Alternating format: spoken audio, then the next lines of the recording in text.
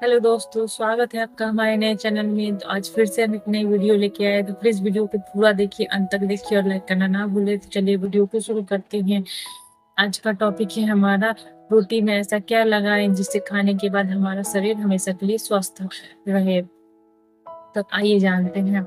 भारत में रोटी हर घर का एक मुख्य आहार है, चाहे गेहूं की रोटी हो, जौ की, बाजरे की या मकई की।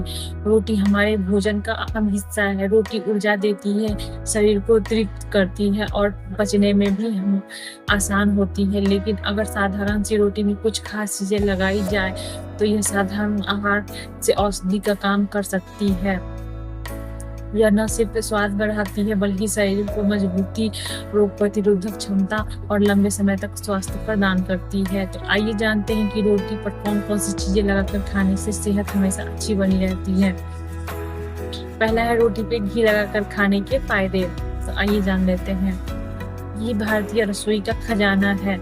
इसमें omega 3 fatty acid, vitamin A, E, D और के पाए जाते हैं। रोटी पर घी लगाकर खाने से रोटी नरम और स्वादिष्ट बन जाती है।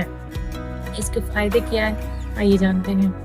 पहला है पाचन शक्ति बढ़ाता है। घी आंतों को चिकनाई देता है और कब्ज की समस्या को दूर करता है।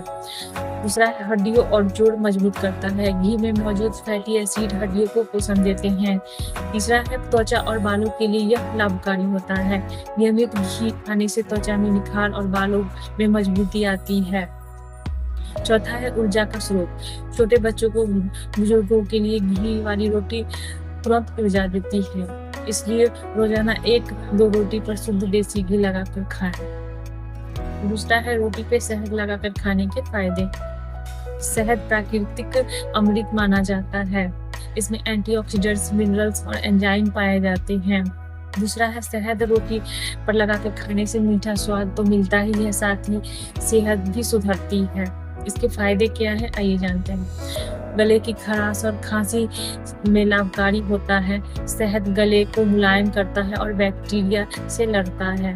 दूसरा है पेट के लिए भी अच्छा होता है। शहद आंतों की गंदगी साफ करता है और पाचन में मदद करता है। तीसरा है इम्यूनिटी बूस्टर। रोजाना शहद का सेवन शरीर को बीमारियों से बचाता है।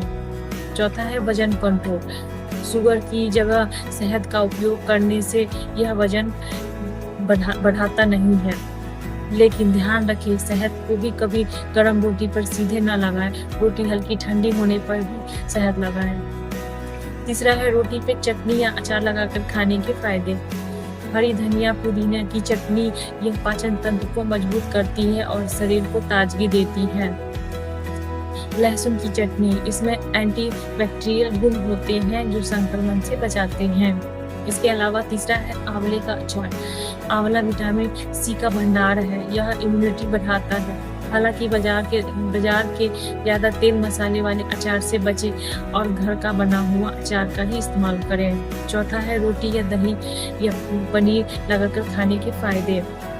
दही और पनीर दोनों ही कैल्शियम और प्रोटीन के अच्छे स्रोत होते हैं। रोटी पे दही या पनीर लगा के खाने से हड्डियां मजबूत होती हैं और मांसपेशियां विकसित होती हैं। यह बच्चों और खेलकूद करने वाले युवाओं के लिए बेहद उपयोगी होता है। पांचवा है आयुर्वेदिक दृष्टिकोण।